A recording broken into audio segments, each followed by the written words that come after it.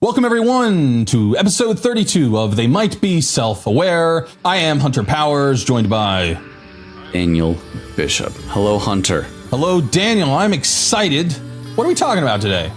Well, today, one of my two top favorite people in the AI space to be talking about, I'd say, it's our friends over at OpenAI who are throwing open the doors generously to, if not everyone, certainly a few very deep-pocketed sets of folks, because it sounds like it might be fundraising season. We're also discussing a new AI-enabled hardware platform, Plaud, that can record your entire life. What will that mean for your life and all of those around you? And we're also going to talk about summertime. It's a time to let the sun bask on your face, to put on a lot of sunscreen, and most importantly, eat some strawberries. And we'll talk about what that all means. A tasty episode for sure. And it is all up next because you are listening to... They might be self-aware.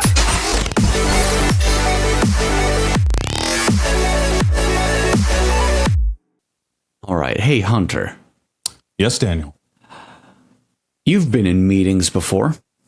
I have attended a meeting or two, the plight of my life, perhaps. And I've seen in Zoom, in some of these other pieces of software, Teams, that there are AI tools to summarize meetings at this point. Yes, yeah, I think we've talked about them a little bit on past episodes. You a bit of a fan, I'm kind of No, I definitely am a fan of them. I've seen that they are not perfect yet, but I do think that there's a lot of promise for I couldn't show up to the meeting, or I'm not going to rewatch the whole thing, or I didn't take notes and I need something to remind me of what happened. I definitely like the idea. It's maybe more they aren't good enough for me yet, where I still feel like there's a lot of superfluous reading happening. I suppose so. Besides getting them better, which I do think will happen. We've seen so much in the way of progress in this field in general over the last couple of years. I have no reason to think that won't get better. That isn't thinking broadly enough in my mind. I want that AI summarizer for my life. Just all the time. There are a lot of times where I will be talking with somebody about something and, let's grab coffee. Sure. How's next? Whatever. And you have to like pick out your phone and go to a calendar and specifically put something in. But what if you didn't have to remember it right then? What if you, at the end of the day, here's a recap of everyone you talked to and the 5 action items that you said you were going to meet this person for lunch. You have to follow up with this person on that. Wouldn't that be nice? Wouldn't it be really nice to just... Personal assistant, basically. That's a personal assistant. That's the actual dream of a real personal assistant. I want that. And good news for me, someone's trying to make it. It's not the humane pen with the really cool laser onto your hand of what a text message looks like and a camera, her style at all times. It's not the Rabbit R1, I'm afraid to say. It's from a company that actually really has the name Plaud, Plaud. I don't love the name. Initial notes, not a huge fan of the name. But it's an AI pin. The idea is you hold on to it and it just it listens and it takes down notes for you. I think this is the silent, in the background, actual use case that this kind of technology is supposed to have. Granted, it's probably only going to be sellable in states that have a one-person consent to recording, legal policy. Otherwise, you have to wear a shirt that says, I could be recording. You walk away from me if you do not consent. Or is it? Yeah, they're going to immediately get into legal hot water as soon as this is worn by somebody in a state where it's a two-party consent state. When it's one-party consent, can someone record and it's just not admissible, or is the actual act of recording is illegal? Oh, that's fun. I don't know if it's just not admissible as evidence or if you're like straight up not allowed. Yeah. Do you have your rabbit nearby? Maybe we can ask it. It is technically back there. Technically. So it's probably one or the other. I am not a legal great expert. Insight. Yep. I can ask ChatGPT. And do you have, I mean, there's the obvious privacy concerns of now I'm just streaming my entire life to Plaud. My initial thoughts are that I would want the solution that kept my data locally. I would like to own the narrative to my life and not have it, be on a server somewhere. But that may just be old man thinking. No, I think there's something to saying that I'd like to own my own data. You'd like to own your life and not just sell it to the highest bidder. We've talked a bit previously about whether or not your output is your own, especially as it relates to art.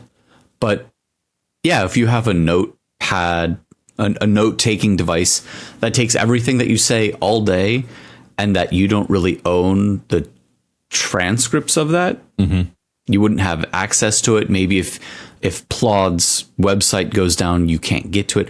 I can definitely understand why you would want a locally available version of all of this. So there'll be a market for it, but there'll be plenty of people that don't care.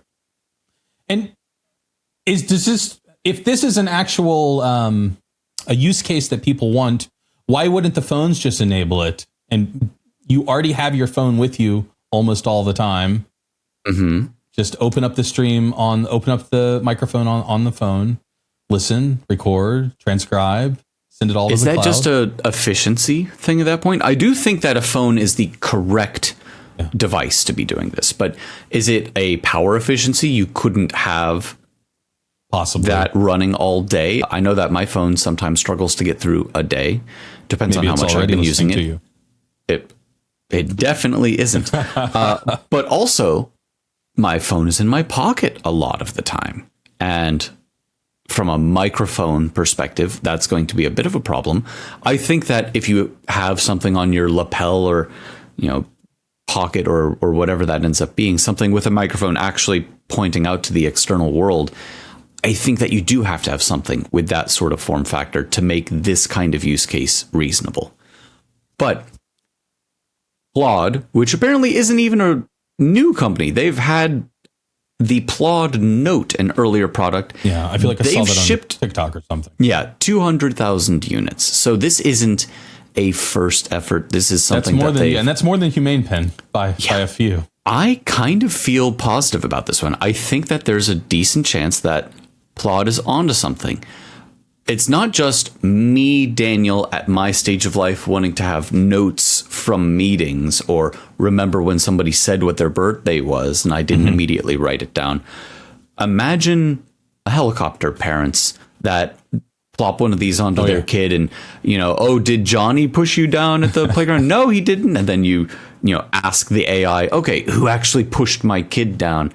You have just a fun little narc right there. That way you don't have to tell your kids to be tattletales and you still get the juicy gossip. It's the killer app. We talked about cheating. I think it is the killer app, the future killer app, gossip. Yes, the future killer app is being able to gossip and be able to scrub back through your life and hear what the heck was actually going on. 10 years from now, it's the camera version, I think. Maybe Humane was just ahead of things. Maybe we do all need one of those some years from now where it does record your entire life and you can ask, what was I up to that one time when I such and such? And just like, bam, here's your memory. Yeah, I think it's definitely on the list of short-term inevitable that we will have these devices. The question is it long-term inevitable that everyone, or the vast majority, will be recording their entire life? I don't think so.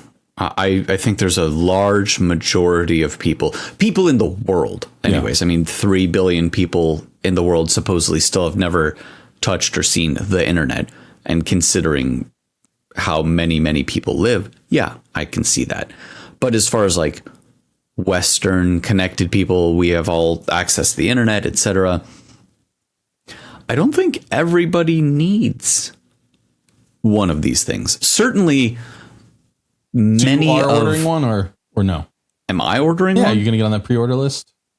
No, I want to see more about it first. I'm not going to say no to ever ordering it. I do very much think that something like this could be extremely useful to me. But I don't have it on my desk here, but I have a hardware recording device from Teenage Engineering, by the way. note memo taker where they will transcribe all the notes off of it. You have an app on your phone and make notes from it. So, and it has a very long battery. I think it goes 16 hours on its charge, giving you a full 8 hours to sleep.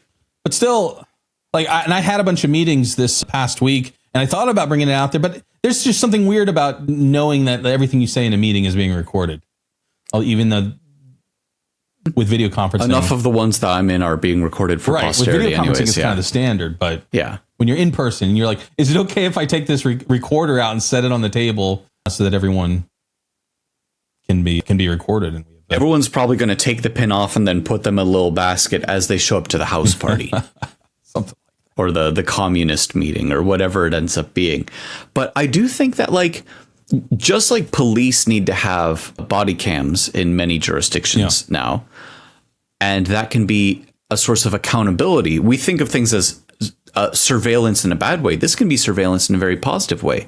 What if there was something like this for people in elderly care, for example, and you want to be able to make sure that grandma isn't getting accosted by the people that are supposed to be taking care of her? You could, probably depending on the place, just install a whole camera, or you could have something that just passively is there in the background and sends you a literally text-based update of here's the kinds of things that this person was discussing. They were audibly active during this time to this time. Is it more surveillance? Yes. Does it have to be bad surveillance? I don't think so. Especially if you own the data. Yeah. I don't want to hear Plaud getting cozy with law enforcement agencies, for example. I want to hear Plaud saying, and we don't store anything in our own cloud. It's just processed on device and then sent to you. I'd like that a lot better.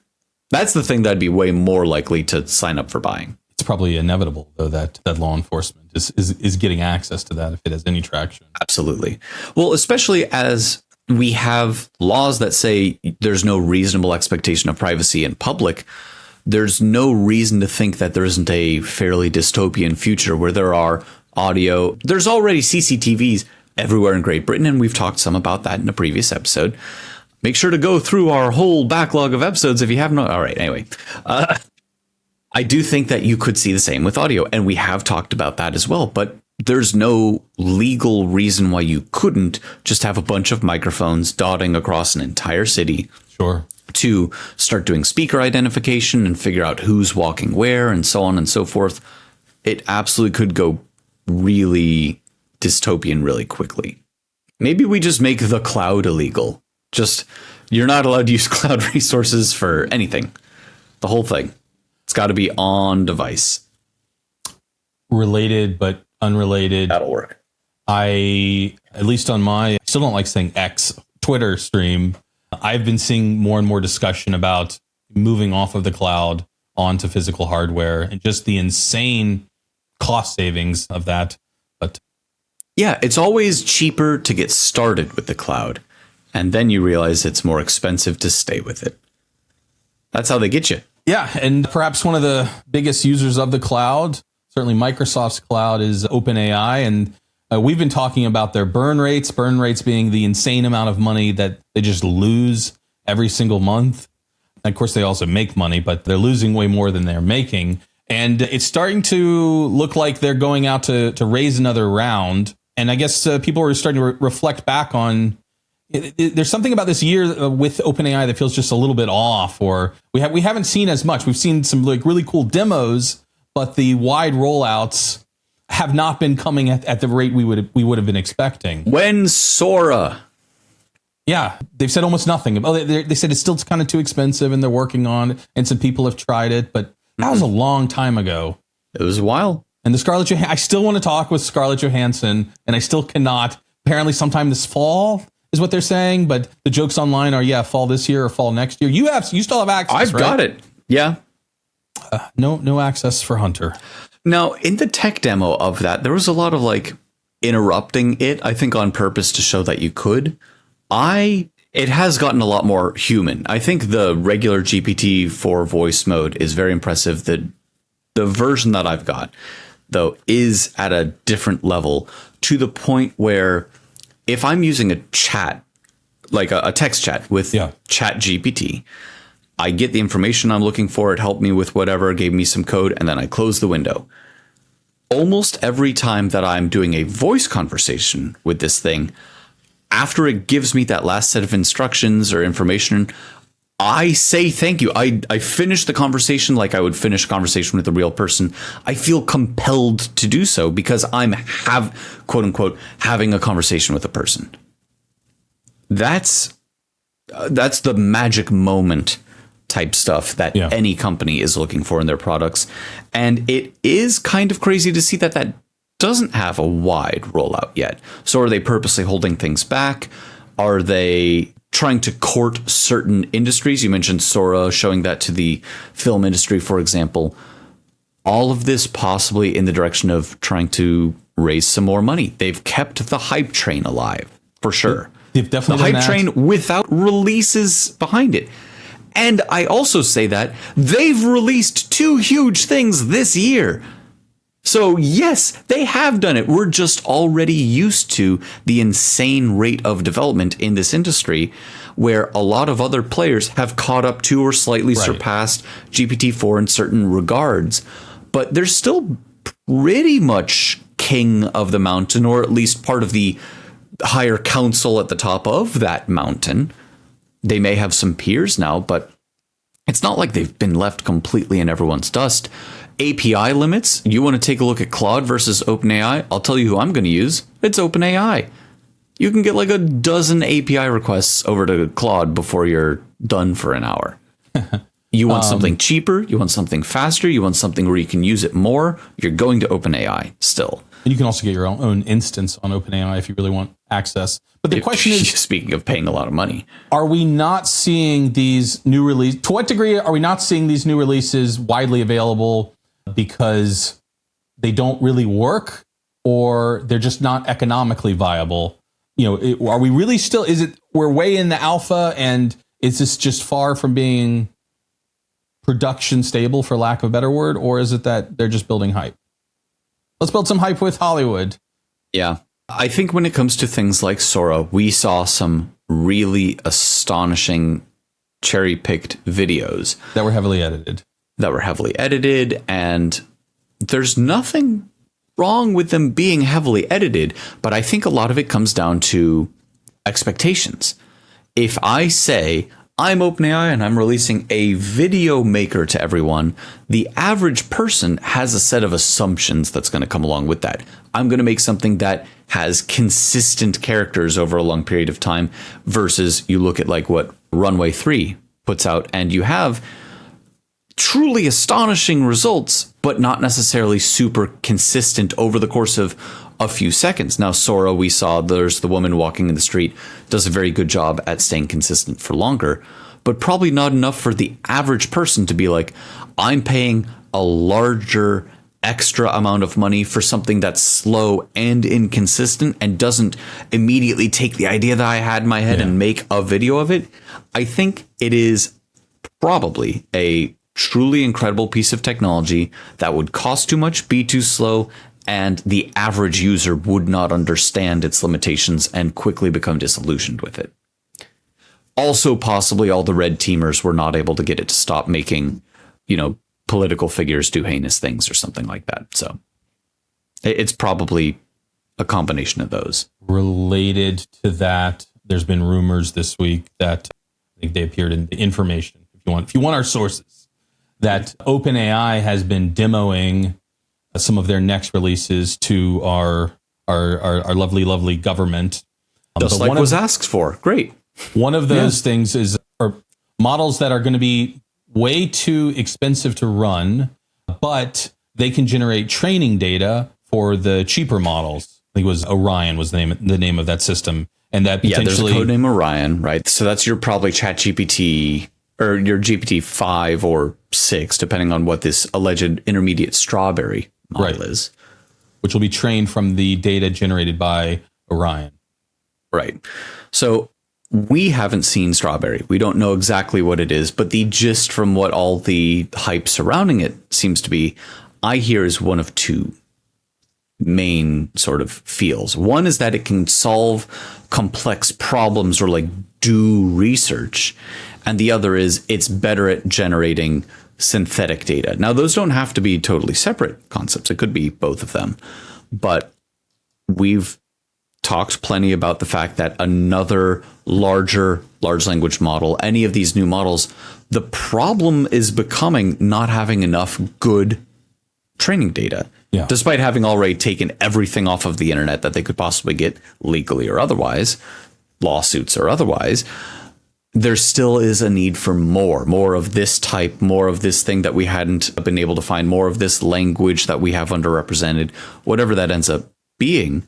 If you can solve the problem of not having enough training data with one model to train another, that other broader model is going to be better.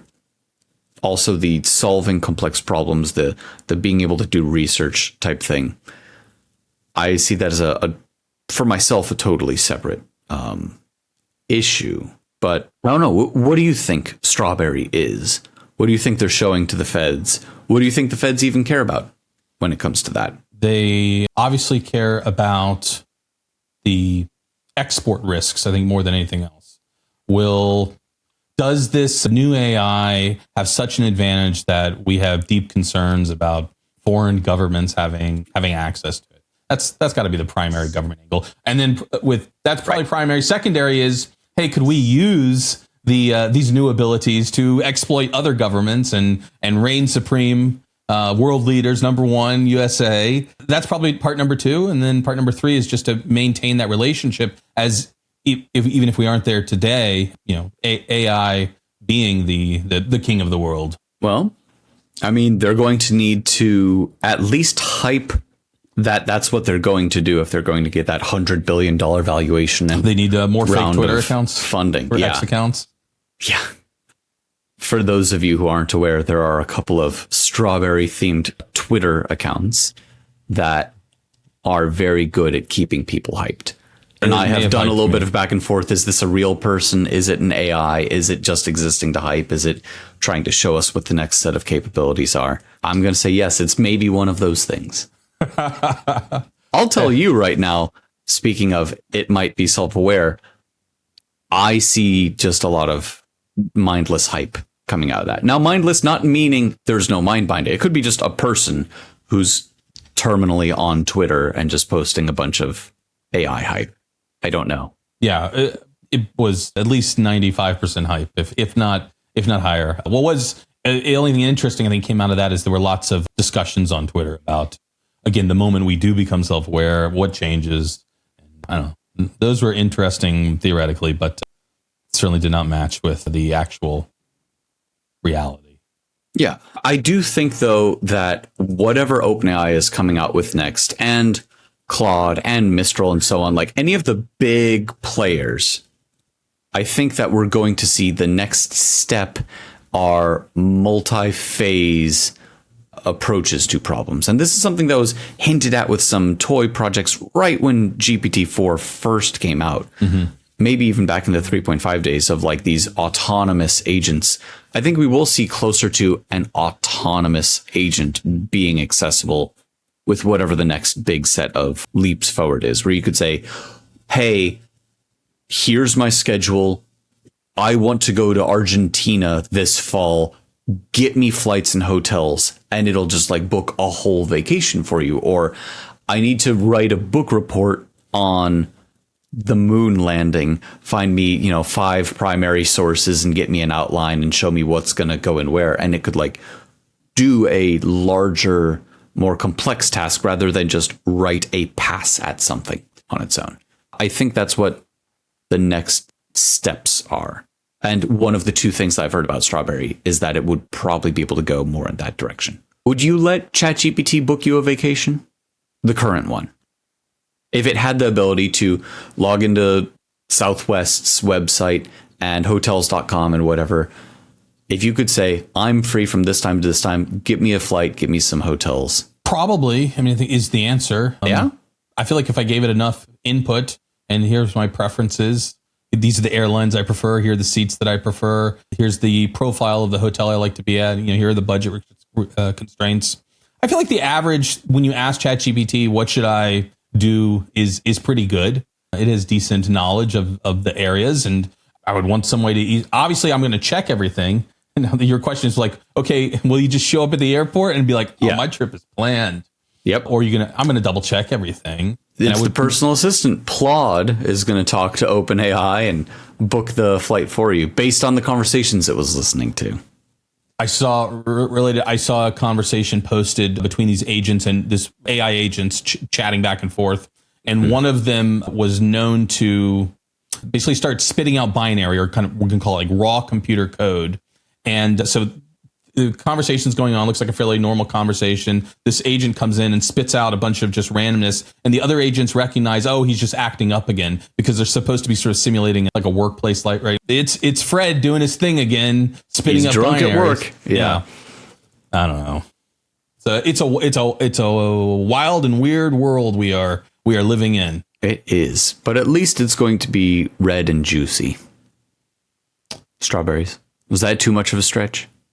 No, I mean, was it not self-aware enough? I think it was about as self-aware as you are going to get here on episode 32 of the top self-awareness related podcast in the tech space that focuses on AI. Right. And with two co-hosts named Hunter and Daniel. Hunter and Daniel, yes. We're in the top 10 of that. At least the top 10. You know, we have our bad weeks, our off weeks, but regularly in the top 10 in certain markets. All right. If you've been enjoying these conversations and these topics and the wild world we are all creating together, maybe you hit the subscribe button. Maybe you leave a comment. Maybe you interact. We will reply. We will respond. You'll get our attention. Gotta be worth something. Very. Pretty much every major watching platform. You can see us on YouTube. You can listen to us on Apple Podcasts. You can go into Spotify. Any podcasting platform, hit that search button, type in. They might be self-aware, and well, you're in for a good time. And until next informative time. They might be self-aware.